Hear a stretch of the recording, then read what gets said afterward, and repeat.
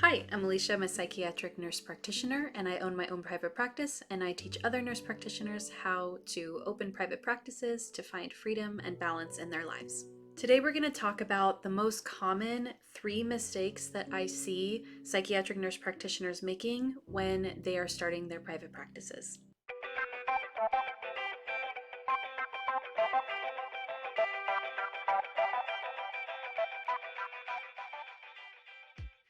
First, let's talk about some common misconceptions and some common barriers.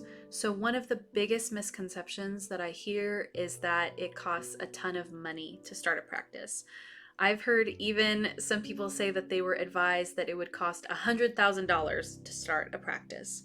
And I really can't imagine what you would spend $100,000 on. My guess is that's probably advice from someone that opened an office that needs physical equipment, a physical space, purchasing of medications, which, as we know as psych NPs, most of this is not required to open your business. A huge barrier also is just this general sentiment in the community that it's impossible or that oftentimes people fail.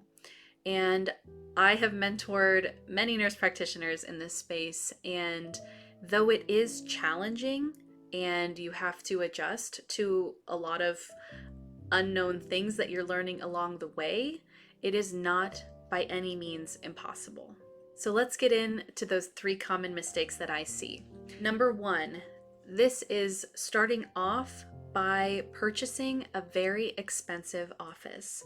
A lot of times it is a natural urge to want to open physical doors, to get a physical space that looks beautiful, that looks official, and do like a ribbon cutting. But in the age of telehealth, luckily, this is not by any means required. And so a lot of psych nurse practitioners decide to open their doors in the on the internet, open the internet doors. And so this can be really helpful when you're looking at overhead costs of starting your business. If you do want to get a physical space, which is perfectly reasonable, there's lots of patients that still want to be seen in person, or there's a lot of other reasons that we could do a whole other video about on why having a physical space could be helpful. But I will say, if you're getting a physical space, consider subleasing or consider something that's more affordable, because it's usually not required that you start off by renting a big suite or anything like that. Common mistake number 2 is putting too much focus or too much money into branding.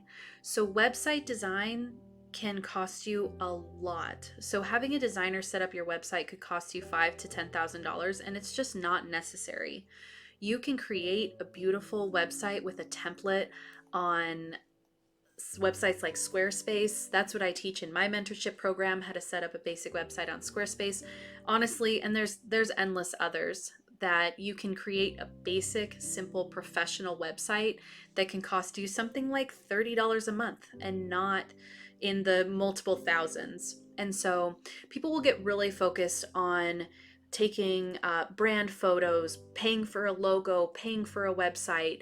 And though all of this looks professional, it's not necessary in the beginning. Honestly, you can have a friend with some eye for design that can take some beautiful photos of you with an iPhone. It's really amazing the technology that we have and what can be accomplished with photos taken with an iPhone and a templated website on Squarespace. And so it's really important that you don't let these high cost items cause a barrier from you putting money into what's actually important. Common mistake number 3 is going to be not having enough support. And so this is where I do recommend taking some of that money and putting into this area. And that is finding a good healthcare lawyer, finding a good tax preparer, and finding a good accountant. People that are familiar with healthcare businesses that can advise you on how to get it up and running. And then, of course, I think that putting some money into mentorship can be so valuable because you can learn from someone that has walked this path and can tell you that's normal. Focus on this, don't focus on that, which ultimately saves you a lot of time, energy, and money. I have a full mentorship program. There's a masterclass and an application below this video. Check it out.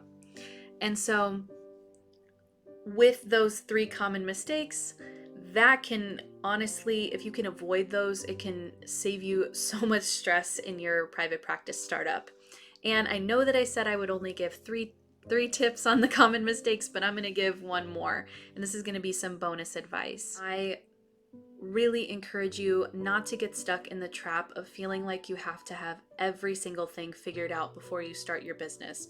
You're going to be absolutely paralyzed by this because there's a lot of options. And honestly, when you're starting your practice, you could go path A or path B or path C, and a lot of them can get you to the destination of opening a private practice. So having this idea that there's a perfect way to set up your business is honestly really a trap. Or also a similar trap is that you have to have everything figured out. For example, I hear a lot of people get really, really stressed out about what EMR to use when they launch their practice. And I started off with one EMR. It wasn't really meeting my needs, and I switched all my patient charts over after 6 months, and now I use a different EMR. Probably you guys are wondering, what do you use? I'll just say I use intake queue / practice queue. But I did switch from another EMR that just wasn't, it was a good EMR, honestly, but it just didn't meet what I needed. And so it was not a big deal to, when I was only open for 6 months, it was not a big deal to switch those charts over. It was perfectly reasonable and okay, but that's something that people get so hung up on, like I need to pick the perfect EMR before I start. But the reality is you can start and shift and it will be okay.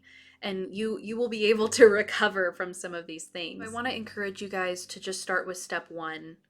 And usually that's seeking support.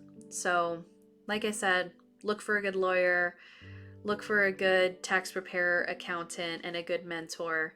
If you guys are interested in me supporting you along your journey, please take a look at the link down below, and I would love to support you getting there. Until next time, happy practice building.